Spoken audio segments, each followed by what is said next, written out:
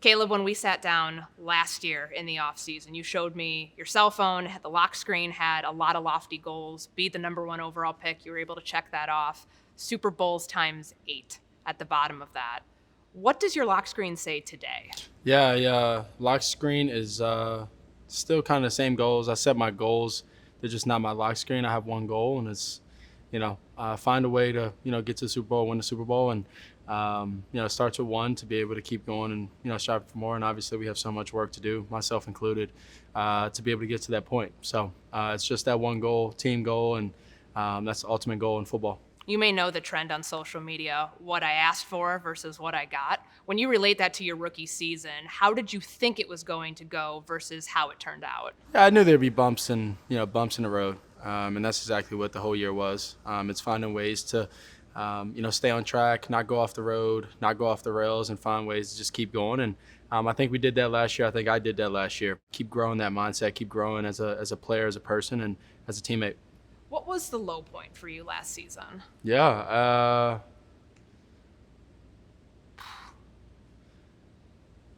realizing we had 12 losses. Never lost that much in one season in my life or anything like that. So just dealing with that. That was low for me. As everybody knows, there's not a day that you don't love football, but you get up and it's like, all right, here's gonna be a tough day, and it's finding ways to keep going. Those are the most important days. That you get up and you don't feel as encouraged, you don't feel as motivated, and those are the really important days for us as a team and us as players. Where do you go when you have to dig deep for that? Where do you go internally? Yeah, I go to inspiration and people that I've been inspired by or aspire to be, and that's all the greats. That's the Kobe's, the Jordans, the Michael Phelps, the Tom Brady's and things like that. Just kind of like a Steph Curry. Like what would they do in these moments or this and that. Like they're gonna get up, they're gonna go find a way to be themselves every single day. And I don't necessarily have much longer. I've played for a bunch of years now since I was 4, and I'm gonna be 24 this year, and I'm inspired to have 19 more years. But it's going to be, closer to the end rather than, closer to the beginning for me. So just getting up every day, being grateful and understanding, where I'm at and what I get to do for my life.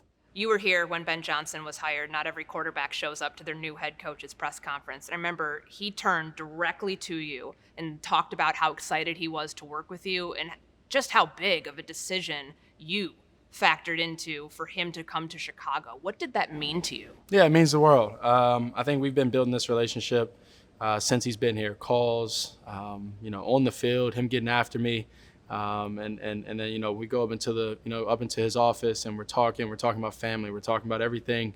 All over this world that you could think of, and just building that relationship, and I think that's been great. And all that he's been able to do, has built confidence in us as a team, us as an offense, myself, and going out there and executing the plays that he's calling, and feeling and believing in him when he calls it, and after that, just go out there and execute, make the right reads, deliver the ball, and go down the field.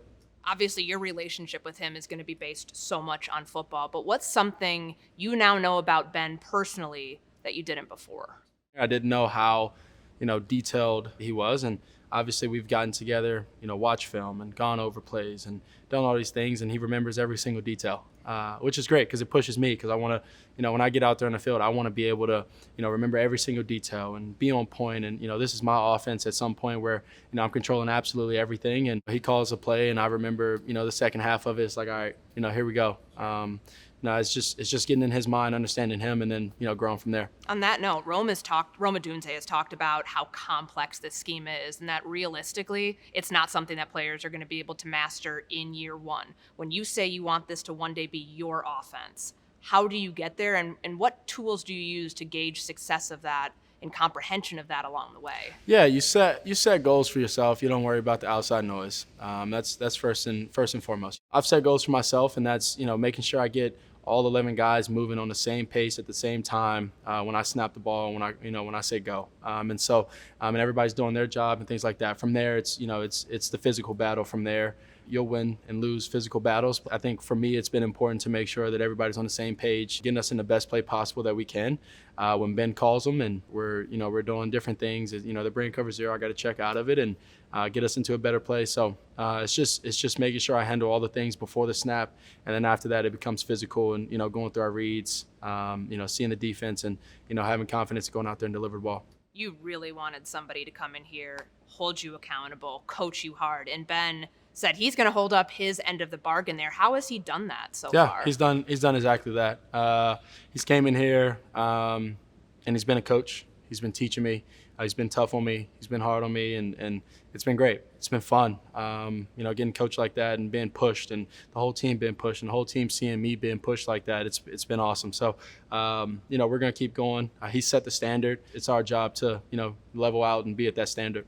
Was there ever a moment it's like, man, he's really leaning into this? I think in the beginning, OTAs, he was leaning in, really heavy. He set the standard for us and what it needs to be and where we need to be at to be, a 10, 11, 12 plus win team.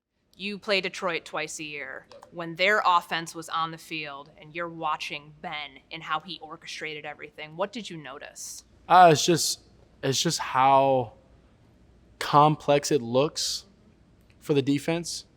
And then when you get into the offense, it's like, Ben said it before, it's trying to make everything look the same but be different. And so it's just being on the details, a keeper, play action, screen, and a drop back and all of these different things. Like they'll all look the same, the routes and the arc of the route and things like that all look the same for a defense and a cornerback or a linebacker, safety, and then it's different. And so that's what gets our guys open. That's what Ben specializes in, and a part of it comes from, like I said, the standard that we've set and that he's set, and we got to keep following it. I remember it was Ryan Poles who said there's different types of quarterbacks. There's the artist and then the surgeon. The surgeon. Yeah. And the way that you express yourself on the field, the X's and O's, and the way that you express yourself off the field, music, fashion, the cultural experiences that you've had traveling. And I know I'm always looking to see what color. What's new on the nails? What's new on your nails, because I do it too. Why do you do that? Like, what joy does that bring you? Part of it's just me. Part of it's just me being myself and just unapologetic about it, And I'm not going to apologize about it. I'm going to be me. It doesn't bother me what people have to say about me because I know what I am. I know who I am and what I like to do. So that's a part of it. And then I think I like to be the artist and the surgeon. I think both of them come in handy at certain times, and it's just figuring out how to maintain both. There was a point last season I noticed you stopped doing it. How come? It was hard to do. We were losing and days were long, trying to figure out how to get things back on track. So I didn't have as much time to, figure out how, getting all the, that in. So I think also part of it was the rookie year. I got tired, a little tiring at the end. So I think that was just part of it. But we're back to doing it. Yeah. From the time training camp started last July till you beat Green Bay in January, there was so much that was asked of you every single day to be everything that this team needed, that this city needed. When you were resetting in the offseason, how did you get back to being Caleb? Yeah. Just doing things I like, doing things I enjoy, being around my friends, feeling free, and just feeling good about myself. And then other than that, just preparing. I think that's a part of it. Preparing and the preparation brings a lot of confidence when we're out there on the field. And recently, I've been feeling a lot more confident out there in the field, and it's been I would say we've been progressing. I've been progressing, and we got to keep going. I got to keep going. Does this season feel like a clean slate for you? Every season's a clean slate. Kind of how the Eagles linemen spoke up. It's like that was the old team.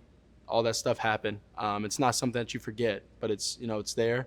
We got to move on, and it's a new team. It's a new season, new coaches, and that's going to be that every year. Every year is going to be a new clean slate, and it's time to go win. With that in mind, when you think about the narrative or what you want the narrative to be in 2025, what is the 2025 version of Caleb Williams that you want to present to the world? Yeah, he's himself off the field, on the field.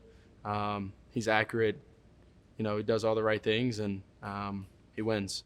You've been very unapologetic about the goals that you have for yourself. 4,000-yard passer, 70% completion percentage. Why put those out there so publicly? It's just those are my goals, and it gives you something to live up to. Is there an accountability factor in there too? A little bit. I want to win for the city. I want to win for the Bears. I want to win for my teammates. I want to win for, obviously, selfishly. I love to call myself a winner, and win in everything I do. It's a part of it. Being a first 4,000-yard passer would be sick. 100 years of Bears history. 70% completion keeps us on the field. That's me doing my job, getting the players the ball, keeping us on the field, trying to score as many points as possible for each drive. And then, from there, 4,000 yards, 70%, you put those together, we're winning a good amount of games, especially with our defense and special teams and things like that. So just keeping us on the field, scoring as many points as possible, and then, sky's the limit. You set high goals for yourself. There were 4 quarterbacks who did that last year. Absolutely. What Always. have you learned about the city of Chicago and how much pressure there has been on quarterbacks who have come before you to take this team to places it hasn't gone, and they haven't been able to get there? Yep. How have you been able to manage that pressure while being true to yourself and remaining true to who you are as a football player and a person? Yeah, to be honest with you, I've kind of my whole life, I've kind of chosen schools and teams that necessarily haven't been, in places in a while or ever. And it's kind of coincidental that that's been the case. But, I pride myself on being able to, help the organization, help the team, and, help everybody else, push towards that goal and get to that goal. So, I think part of it is the energy and effort and care that I have for my teammates and winning. And then, the other half of it is, I just ultimately want to be the best at the end of the day. Yeah. One thing I just want to jump back on really quick.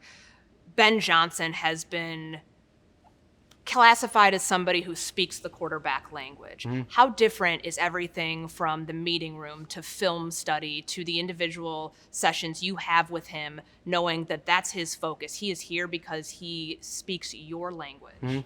Yeah, it's been great, to be honest with you, because everything that he speaks, if you don't understand, he's patient. If you don't understand, he's going to give you an answer. If you don't understand, he'll find a way to help you understand. He'll get up on the board. He'll say it out loud. He'll explain it, to a deeper, level, and all these different things. So he coaches.